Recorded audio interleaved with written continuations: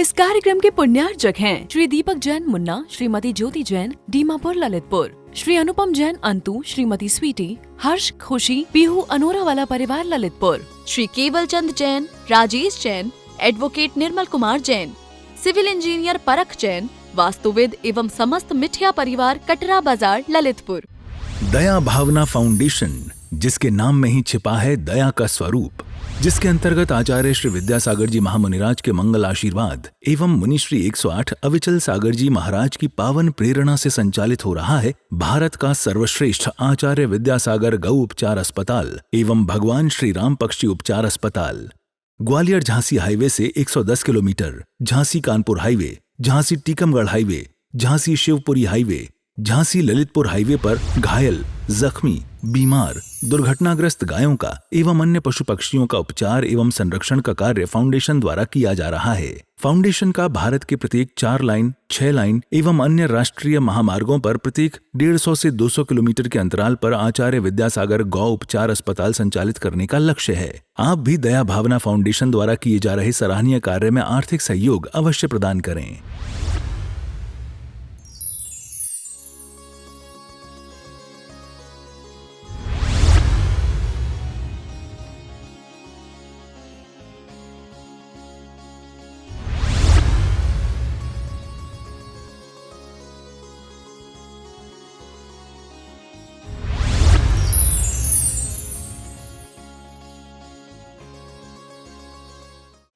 इतने व्रत, इतने नियम, इतने संकल्प लेने के बाद भी उनका देवत्व प्राप्त करने का योग क्यों नहीं बन रहा? उनकी जब मैं मनस्थिति का अध्ययन करता हूँ, बौद्धिक प्रणाली देखता हूँ, उनकी वैचारिक स्थिति देखता हूँ, उनके हृदय के अंदर जो तनाव, दबाव, घुटन, बेचैनी मैं देख पाता हूँ, तो मुझे थोड़ा विचित्र लगने लग जाता था कि इतने बड़े बड़े अहिंसा, सत्य, आचौर्य, ब्रह्मचर्य, अपरिग्रह का संकल्प लेने के बाद भी ये इतने त्रस्त क्यों हैं, दुखित क्यों हैं, व्यथित क्यों हैं, पीड़ित क्यों हैं?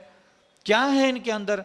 तो ये मनुष्यों के, उनका खुद का कोई दुख तो बचा नहीं है, आसपास के लोगों के स्वभाव का हमारे ऊपर ज्यादा असर होता है। हम खुद कितने अपराधी है हम कभी समझ नहीं पाते, लेकिन दूसरे आसपास के लोग जो बुरे स्वभाव के हमारे आसपास होते हैं उसके कारण हम असंयमी ज्यादा हो जाते हैं। हम जब भी हमारा बैलेंस बिगड़ा है, हमारा आंखें गंदी हुई है, हमारी वाणी गंदी हुई, हमारी बुद्धि मलिन हुआ है, हमारे अंतःकरण में सबसे ज्यादा बुरे विचार तब उत्पन्न हुए हैं जब बहुत बुरे स्वभाव के लोग हमारे आसपास उत्पन्न होते हैं। एक असंयम भाव ये भी होता है, ये दूसरों के द्वारा हमारे अंदर मलिनता उत्पन्न होती है बुरे स्वभाव के कारण। इसका मतलब यह नहीं कि आप निर्दोष हो, आप दोषी कहां हो। अब मैं आपका दोष बताता हूं, ये तो दूसरों के बुरे स्वभाव के कारण आपके अंदर मलिनता उत्पन्न हो रही है, आपकी इंद्रिया और आपका मन आपके काबू में नहीं रह पाता। दूसरा, अगर आपके अगल बगल में सुंदर शरीर आ जाए, कोई धनवान आ जाए, कोई गुणवान आ जाए, कोई अच्छा भोजन आ जाए, तो आप खुद उसके साथ अच्छा व्यवहार नहीं करते, यह आपका सबसे बड़ा दूसरा मलिनता है। एक तो आपका दुख यह है कि आपके आसपास के लोगों के द्वारा आपको अनेक प्रकार की यातना मिलती है और उसके द्वारा आपका मन मलिन होता है, और आप चाहते हैं कि संयम भाव धारण करें, हम अपने मन को अंदर से शुद्ध, बुद्ध, शांत, निरंजन, निराकुल देखते रहे, लेकिन देख नहीं पाते बुरे स्वभाव के कारण। ये बुरे स्वभाव के कारण हम बुरे स्वभाव के बन जाते हैं। दूसरा, हम खुद ही अपने आप में एक बुरा स्वभाव लेकर के बैठे हैं, उसकी तरफ कभी हमारा ध्यान नहीं जाता। जैसे ही मैं आपके सामने कोई सुंदर स्त्री का शरीर लेके आऊं, सुंदर पुरुष का शरीर लेके आऊं, भोजन की थाली लेके आऊं, आपको सोना, चांदी, मकान, जमीन, जायदाद, प्रॉपर्टी लेके आऊं, आपकी वहां स्वयं की अपनी तरफ से लाल टपकने लग जाती है, आपकी खुद की वहां विचारधारा मलिन होने लग जाती है, भाव प्रणाली असंयमित हो जाती है, आप अस्त व्यस्त, भ्रमित, विक्षिप्त, आप बहकने लग जाते हो। ये दूसरी तरफ से आपका निजी अपराध मानता हूं। तो हम दोनों तरफ से गए ना, हमारे आसपास के लोग हमें ऐसे मिले कि जो हमारे मन को सुंदर, गुणवान, शोभायमान बनाने के लिए मदद करते हैं, ऐसे लोग तो हमारे आसपास है ही नहीं, क्योंकि ऐसे जीव हमने कभी कमाए ही नहीं।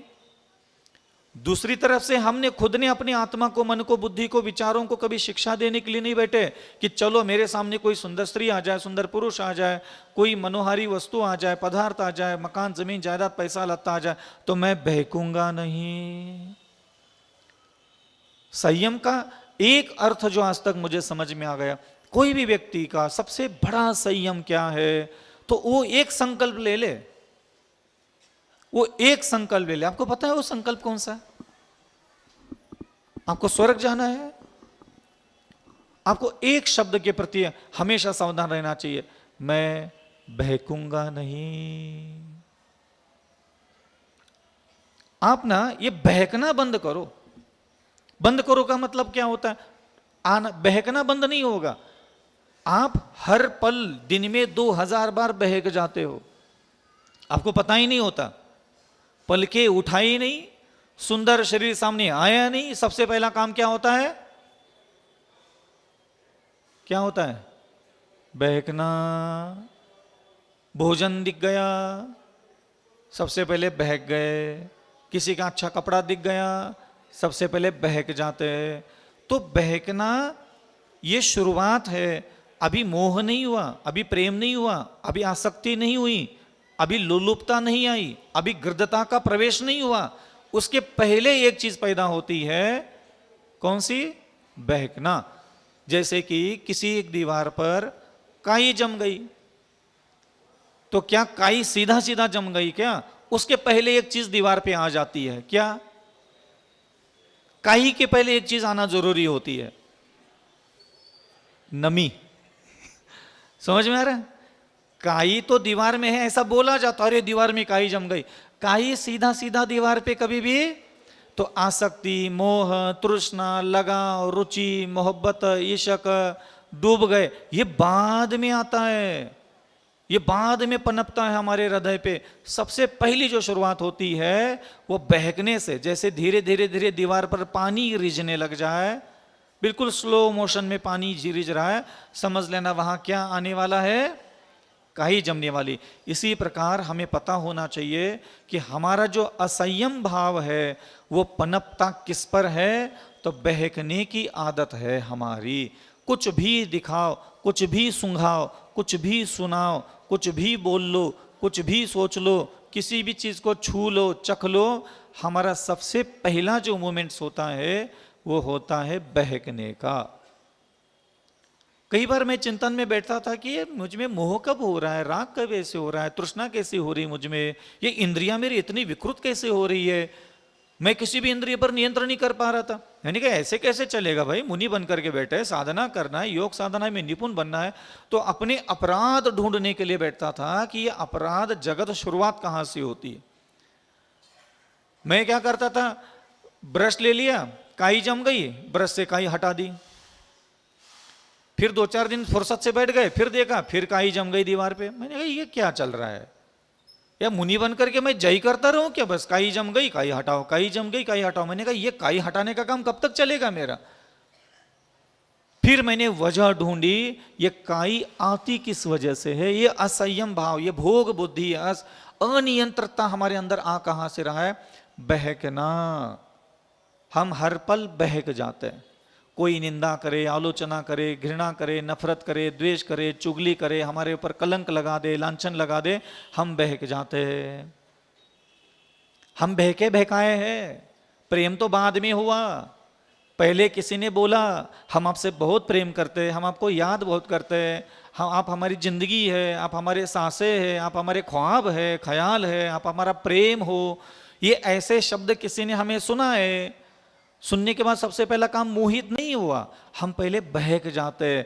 जिसके चेहरे की तरफ से, जिस मुखमंडल से ये शब्द बाहर निकले हैं, हम अपने हृदय का वहाँ बहकना चालू होता है। और वो बहकने की प्रक्रिया जितनी ज़्यादा देर चलती है वो धीरे धीरे फिर वो प्रेम में बदलती, फिर मोह में बदलती, फिर आत्मीयता में बदलती है, फिर वो दुनिया भर की बातें जो प्रपंच है जो आपने बसा के रखे हो वो बाद में चालू होता है।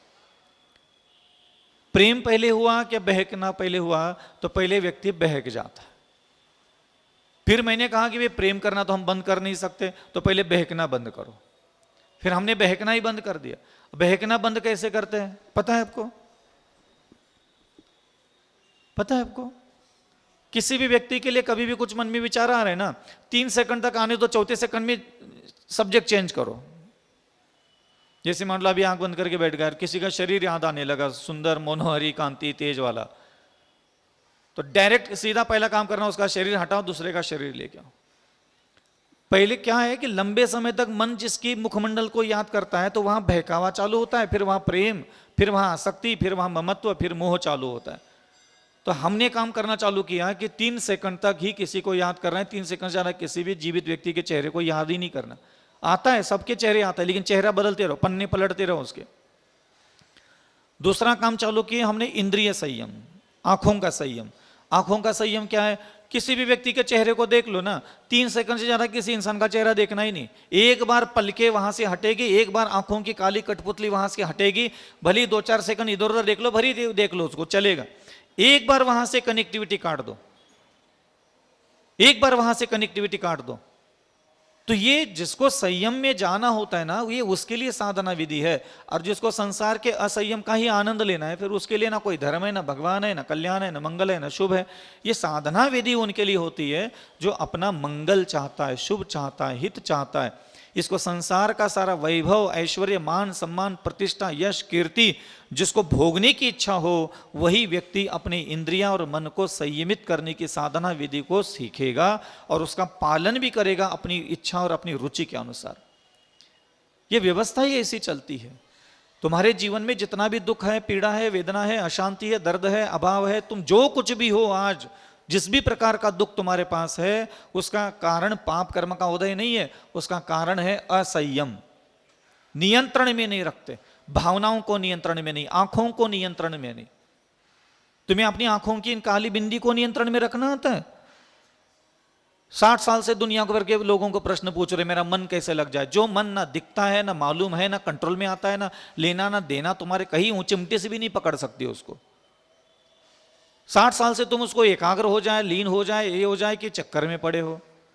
ये आंखों की काली बिंदी, तुम जब चाहे उसको पकड़ लो, जब चाहे उसको जिधर चाहे ले जा सकते हो, रोक सकते हो, कंट्रोल में रख सकते हो, काबू कर सकते हो। किसको देखना, किसको नहीं देखना, कितना देखना, किस तरीके से देखना, सब कर सकते थे।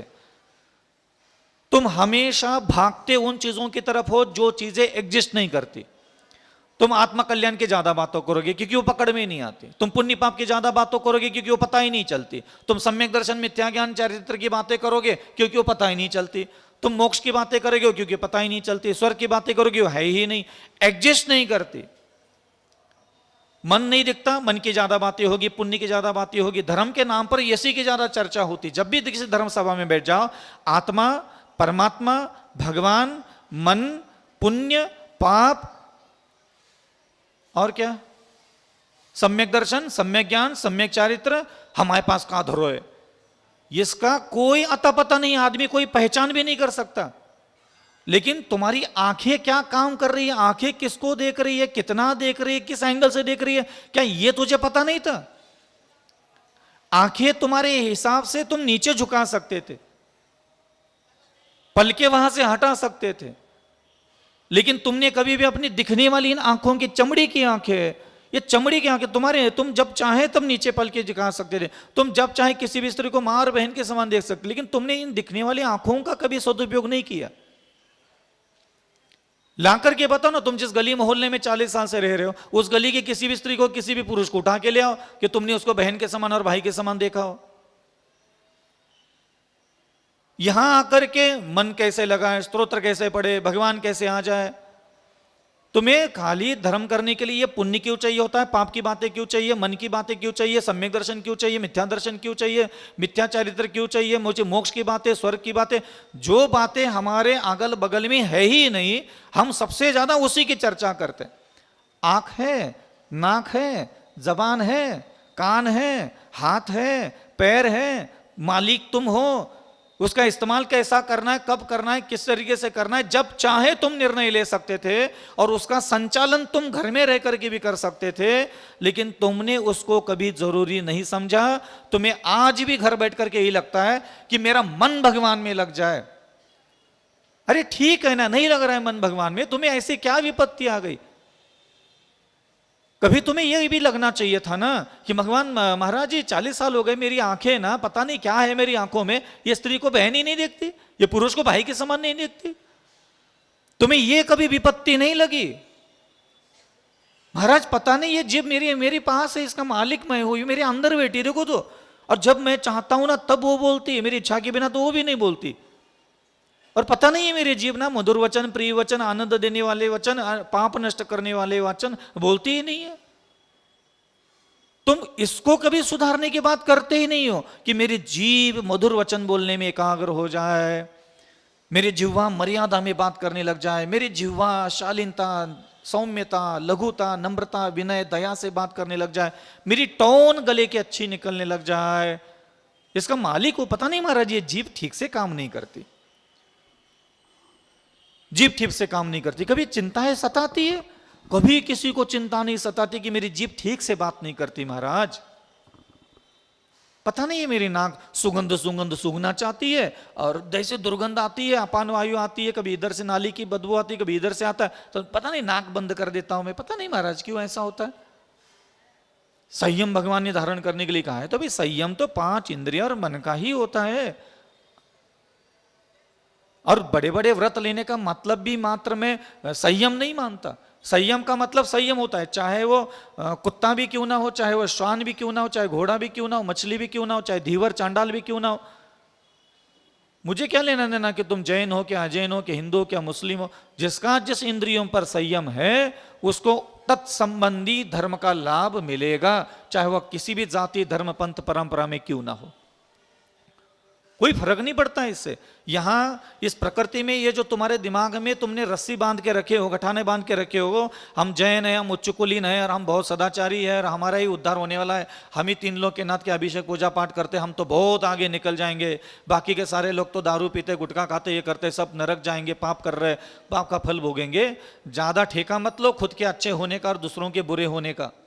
इस कार्यक्रम के पुण्यार्जक थे श्री दीपक जैन मुन्ना, श्रीमती ज्योति जैन, दीमापुर ललितपुर, श्री अनुपम जैन अंतु, श्रीमती स्वीटी, हर्ष, खुशी, पीहू अनोरा वाला परिवार ललितपुर, श्री केवल Chand Jain, Rajesh Jain, advocate Nirmal Kumar Jain, civil engineer परख जैन, वास्तुविद एवं समस्त मिठिया परिवार कटरा बाजार ललितपुर। क्या आप वास्तुशास्त्र के अनुसार अपने घर का काम कराना चाहते हैं? तो आज ही जुड़ जाइए सिविल इंजीनियर परख जैन वास्तुविद से, जो अपने वास्तु ज्ञान से कराते हैं सारा काम। जैसे पुराने घर का वास्तु बिना तोड़ फोड़ कर सही किया जाता है, कॉलोनी का लेआउट प्लान, वास्तु की 16 दिशाओं के अनुसार घर की प्लानिंग, वास्तु के अनुसार 3D एलिवेशन। हमारे यहाँ सारे कार्य वास्तु की 16 दिशाओं और 32 प्रवेश द्वार को ध्यान में रखकर किए जाते हैं। स्थान महाकाली लाइन, कटरा बाजार, ललितपुर। तो देर किस बात की, हर वास्तु से जुड़ी समस्या का निदान करेंगे सिविल इंजीनियर परख जैन वास्तुवेद। संपर्क सूत्र 9630845139।